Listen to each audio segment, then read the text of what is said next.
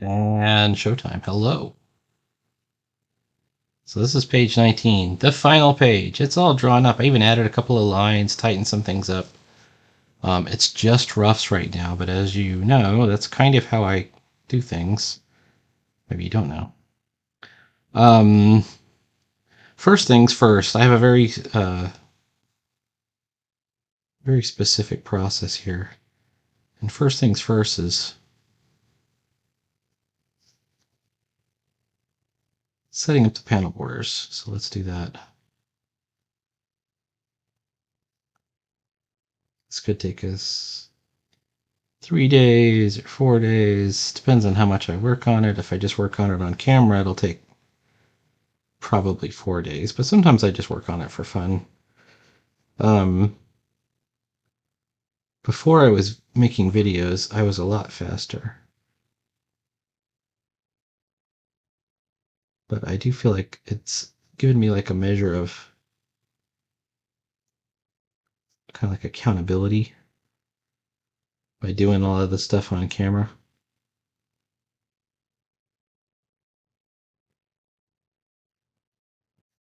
Here we go.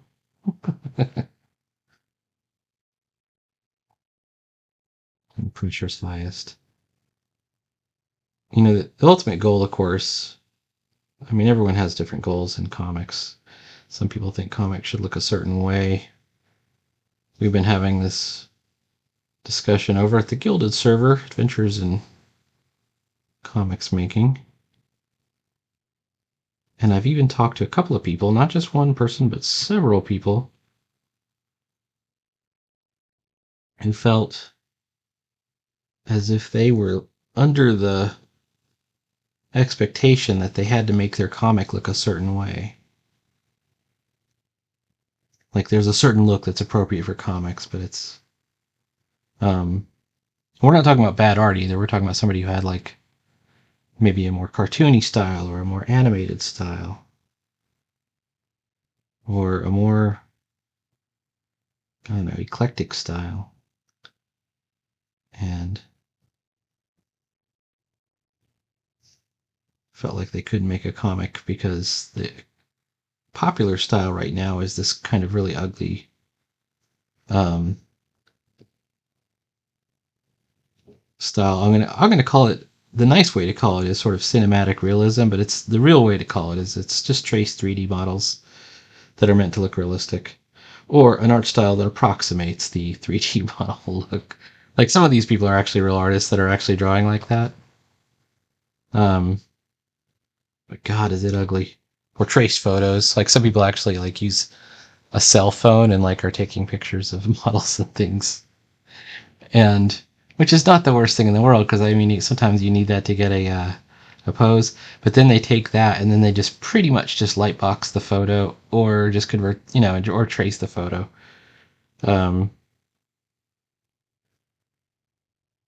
and this is not a new trend. This has been a big trend for almost 20 or 30 years. Like when I first noticed it, and I remember being really annoyed with it. I've brought this up a lot um, with JSA in 1994, 1995 or so. Well, that was 20 years ago. It's just a really ugly look, but that's what all the popular books like have that look. And when I say popular books, I'm talking like the popular indie books, like ISOM is done that way. Um, I feel like it's an awful style. And I support ISOM, actually. I think it's cool that he's doing that. I'm glad he's making money. There's a lot of controversy because a lot of people are like counting other people's money here, but I don't think that's the case. Um, I would just like things to be more cartoony. Like I love Donald DeLay's style. That's cool. Okay. Let's take out my pencil layer for just a moment. Make sure we haven't missed anything. Look at that. 1, 2, 3, 4, 5, 6, 7 panel. Sort of that seventh panel. I don't know if it counts. It's more of a banner. Um, Looking good. Going on. Feeling strong. All right, inky. There's our ink layer. Let's get our ink nib. You can see I've got all my text in here already, all of my, because you need this when you're laying out your images. Like all the storytelling has to be in there, but it all has to fit too. So like if we took it out, we want it to be still be able to fit. Let's say if I remove all of the text for just a moment, if I take it all out, is this still a readable sequence? So in the sequence 1, he's there, he's got his arm blasted off, and she's concerned. They notice the lab, it's clearly marked lab. She's looking at it, there's a boop. She puts her hand over this thing, they're surprised, and then the lab is open. So I think that sequence works as far as like the storytelling goes. And then the other concern that we have is we want to make sure that the figures vary in size, and we're also showing different angles and things like that. Like this head should not be the same size as this head over here. I just want the one silhouette shot. I've got this shot over here with just a hand. I've got this two heads. This is my big shot. I've got this other thing I always like to try and get is at least one full size figure on the screen. And over here we have in this foreground, these are clones. And in fact, the line here, let me bring back all of my text. Myrdrammite clones. So that's the big surprise shocker ending at the end. All right. And that's how you make comics, kids. Okay. So anyways.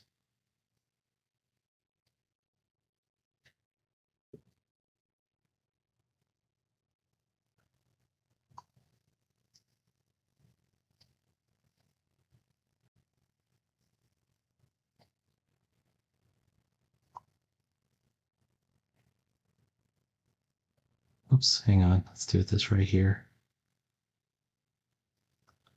It's got to have the oil slick here. Now I'm also kind of setting up some continuity for the next issue. In that he's had the arm taken off. He's still going to have the arm off at the beginning of the next issue. I added this line. I think I can make a forge if we scavenge the pod. And there's a whole lab in the other room over there.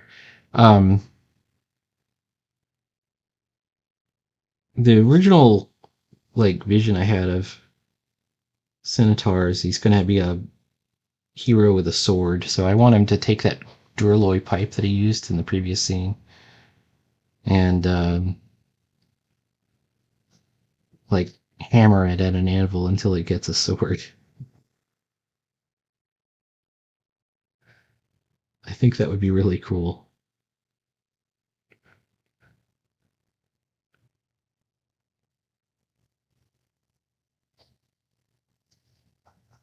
Okay. But I think I'm going to have to wait for that scene till the next comic. But that's cool. At least we have something to show in the next comic. I'm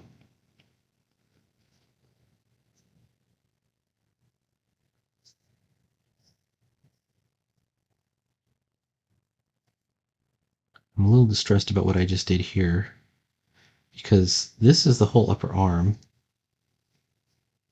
Does that work?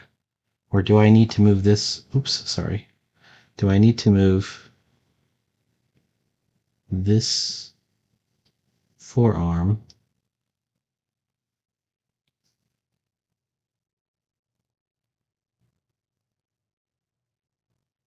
right here? And in that case, I need to sort of change it up a little bit. First of all, let's make sure we didn't get any distortion, which we did. We totally did. So let's fix that real quick.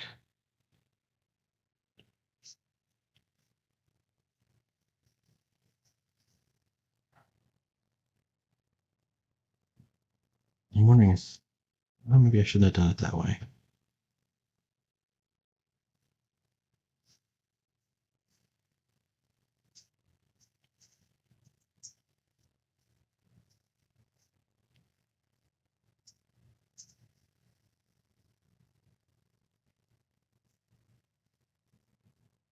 I can pick things up and rotate them around, and you're not using vectors, which I don't use. Vectors are ugly.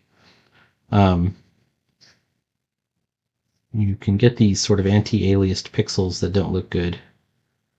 And all that means is you just have to redraw it, which some people would be annoyed by. All right, now we know that if the fingers are behind there, then the cylinder goes this way, right? So we want to make sure that I'm showing the elbow joint correctly.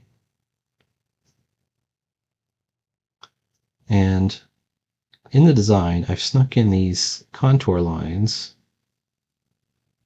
so that you can always tell it all reinforces the curvature of the cylinder. So even if I don't get the cylinder exactly right, which I often don't, my contour lines will back me up.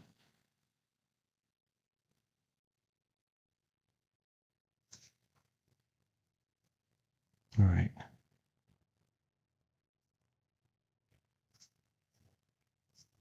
Centaur is a bit shorter than Luminara too. All right, let's take a look at him without the pencil lines messing me up. I need to do something about his facial expression. Whoops. Come back here.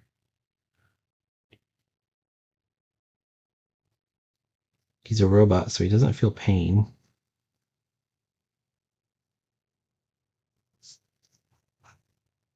But a theme I have not yet gone into yet, I guess we'll save it for future episodes, is that with his learn adapt on permanently, he becomes more and more sentient, more human, even though there are no humans in this comic.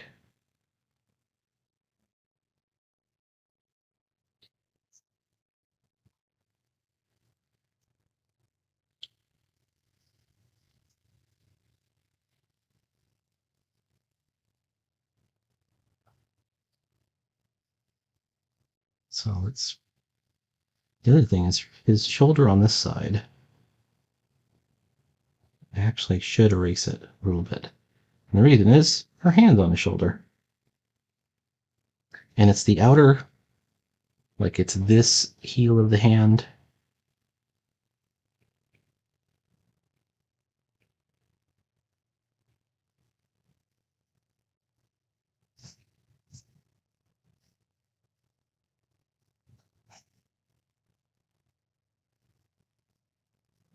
And you can see I've already moved away from the pencil line on her too, just by inking this. Once I adjusted. This is pretty constant. This is why finished pencils and me are always a little bit troubled. All right. Same deal here. We also want to reinforce the curvature of her arm. Only she's not wearing, it's sleeveless, so she's not wearing any clothes. A lot of times you can hide the contour lines in the seams of the clothes. You know, like if you have jeans, you might have that seam that runs along the outside. That's a good way to reinforce. Oh, she's got another hand here.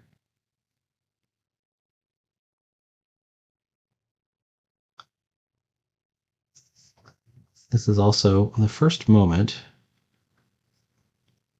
we've expanded the two characters' relationship beyond, you know, before she's kind of a solo character. The robot is just a servant robot. And now we've got a closer relationship established.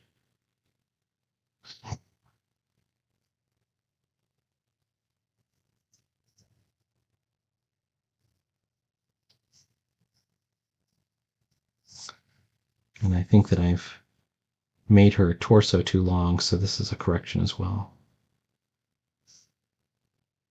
Well, her butt's not that big. Let's do it like right there. Look at those thighs. Oh my god. All right, how about this?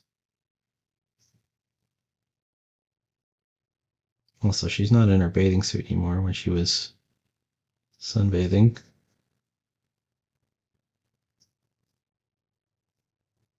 She's in her adventuring clothes.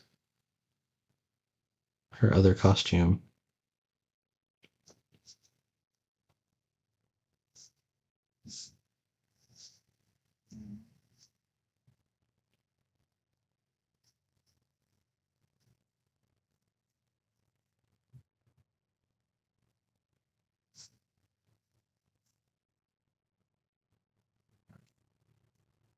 Let's fix up her upper arm just a bit.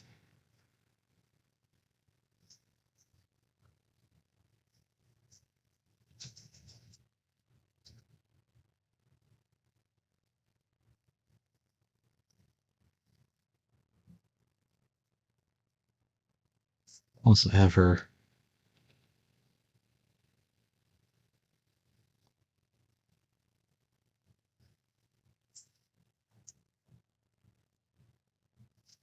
insect parts right here. There we go.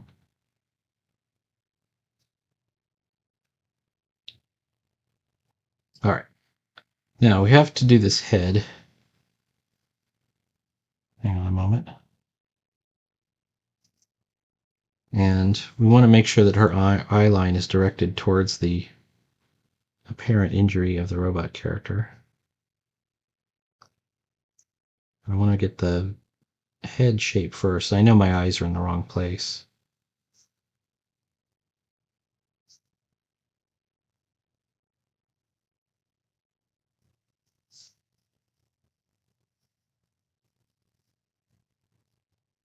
All right, let's see if I can fake some of this in.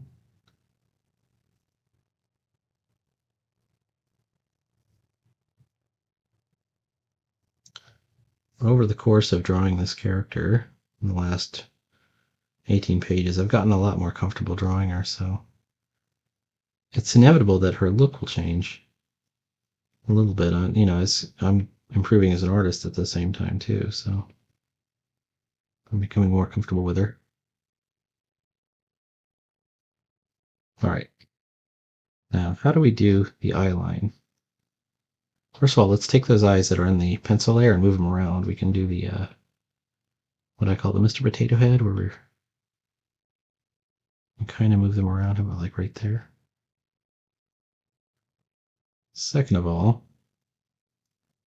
your brow line is like an indentation. So let's move the indentation there and then the cheekbone right there. The eye line looks to be about right, but we want to make sure that instead of a round, that it's kind of a flattened in the direction that she's looking at.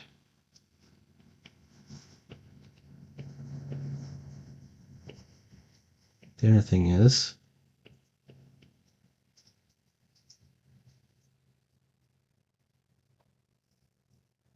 I don't know if I got her cheek right.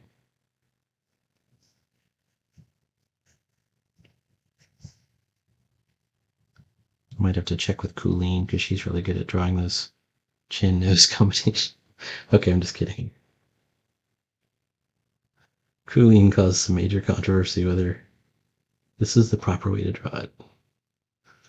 And there's actually, there's no one single way to do it.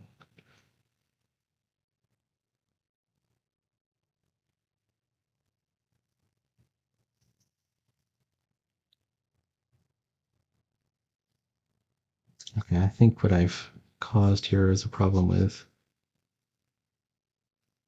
there it is, it should be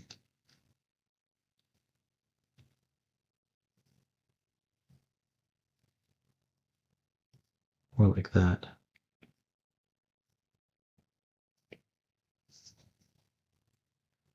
The other thing is neck, collarbone, etc. And then she's got like it's not strapless, there's straps on there for her dress looking thing. I think I've gone a little bit too high with top of her head.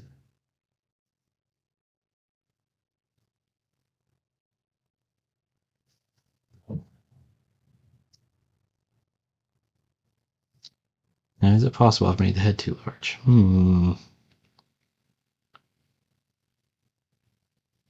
So maybe.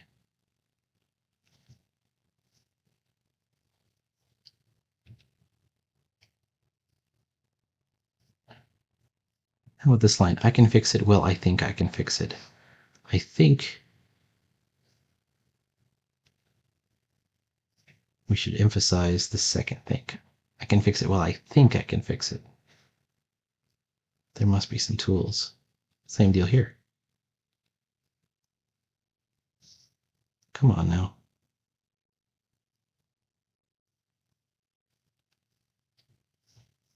There must be some tools.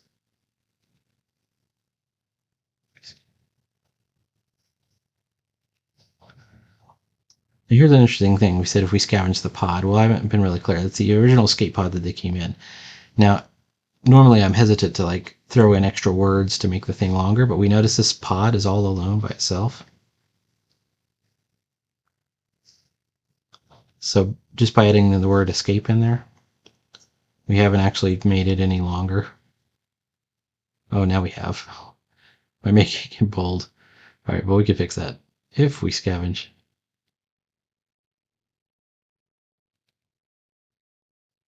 Why isn't I think I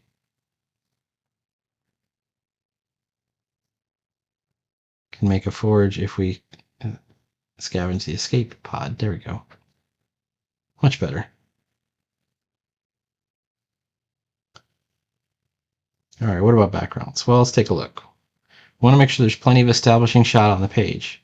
That's an establishing shot. That's an establishing shot. That one is too, and this one is too. So this one doesn't have one. We can kind of get away with not having one here too. But it would be good to have something. So let's go ahead and make our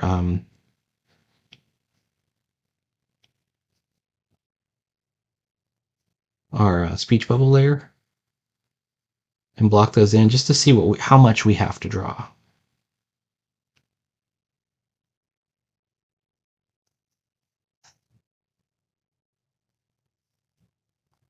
Okay, now I see my problem already. I can fix it. It has to be higher so that we can crib off of the panel borders, which is one of my favorite tricks. Okay.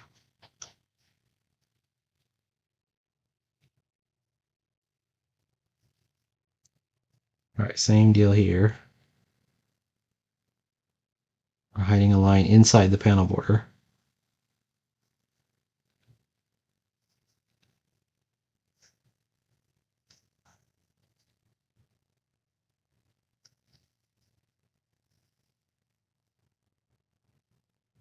My dad's got this ultimate set of tools. It's from Fast Times at Ridgemont High.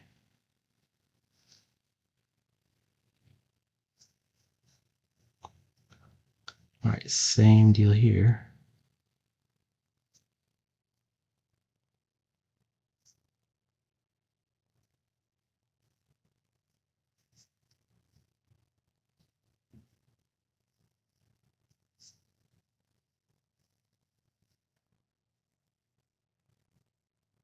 All right, let's take the pencil layer out and just see how it looks. All right. So I think what we're going to have to do to fix this panel up is, it's an easy fix. I mean, we're just going to, first of all, let's fix her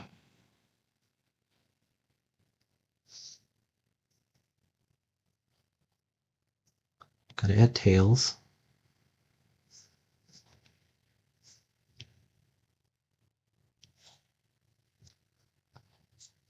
And I'm going to add a tail on hers.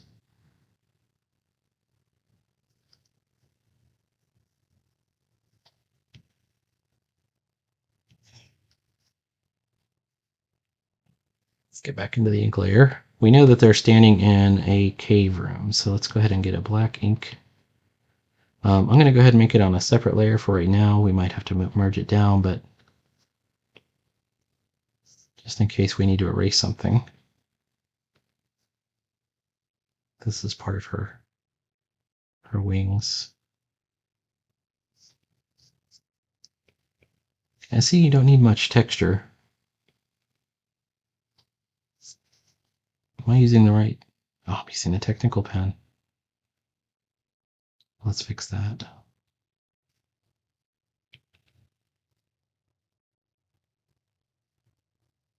Delete. Edit again. All right, here we go. I'm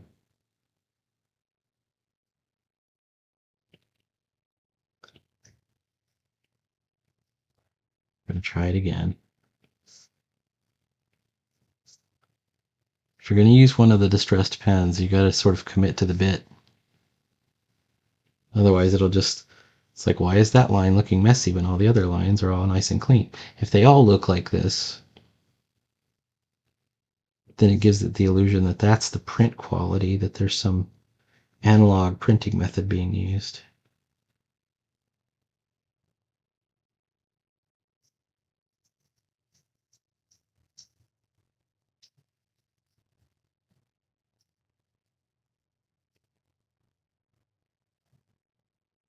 Let's put in a couple of these. It's always a good idea to fake in some foreground, which I'm going to do because they're in a cave.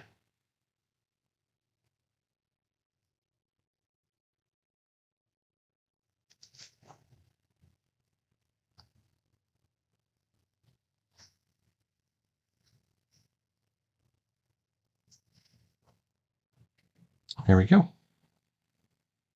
Now let's make sure it's all in the panel. We haven't screwed up anything. And let's go back to the ink layer, because there are a couple of things that are screwed up, like that's over the edge. All right, now we can fold those together, throw in another layer, and call this one tones. Tones with a Z. I just made it with an S anyways. 10% tones.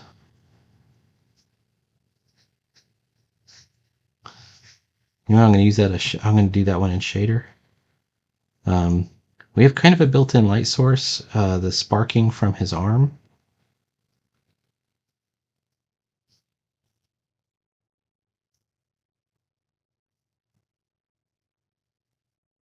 And our tones can kind of follow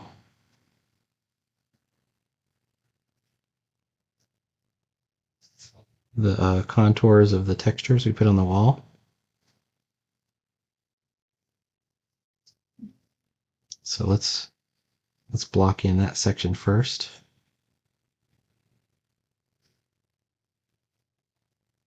It's 30 minutes and we barely got a panel done. That's right. We're working slow on that last page. So this one, once I finish this comic, I'll be working on a cover. And this one will be on Amazon KDP as an electronic download. However, I'm not stingy. You can read this for free. Just got to go to my Instagram and follow me on Instagram. I have every page is up there. Eventually, once I get people who are really that interested, I don't know. I have no idea if people are, I mean, people follow it because, people are nice. They want to support art. I mean, people follow me for Inktober, and I follow other people for Inktober. So I don't know if that means they want to pay money, right? They're willing to pay up to $0 for this comic. But but that may not last forever. They may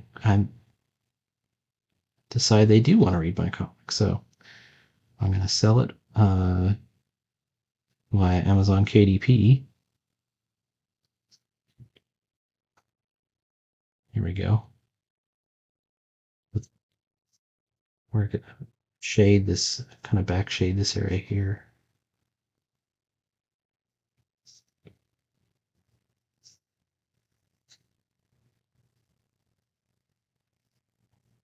That means the light is coming from what's in front of them.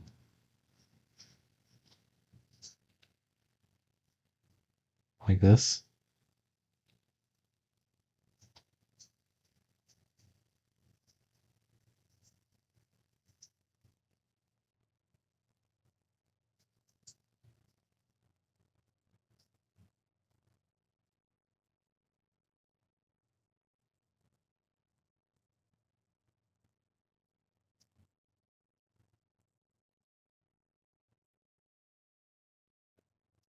And the rest of this we could and probably should be doing it by hatching to add an additional sort of level of shading. But that's looking pretty good. It looks okay to me. Right? Looks like they're in a cave. Does it get that idea across? It should. We can add additional shading for back here to make it a bit darker even.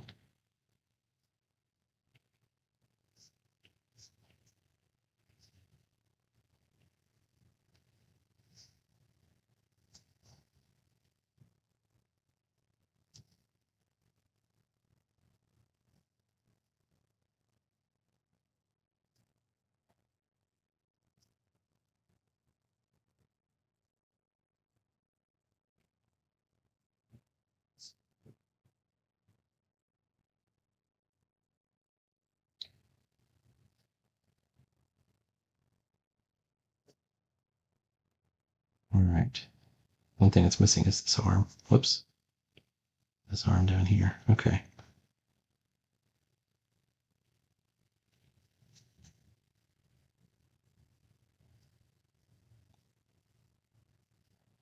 All right. I'm feeling like this is reading pretty well.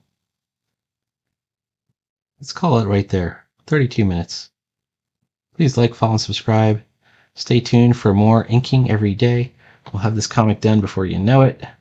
This will be in a special comic called Silver Ball #1. It's going to have basically this whole story of Princess of Apshai, or at least the first episode of Princess of Apshai, and the other comic will be the Book of Ruin, right there. And these will both be together in Silver Ball #1, which will be available on Amazon KDP if all goes well.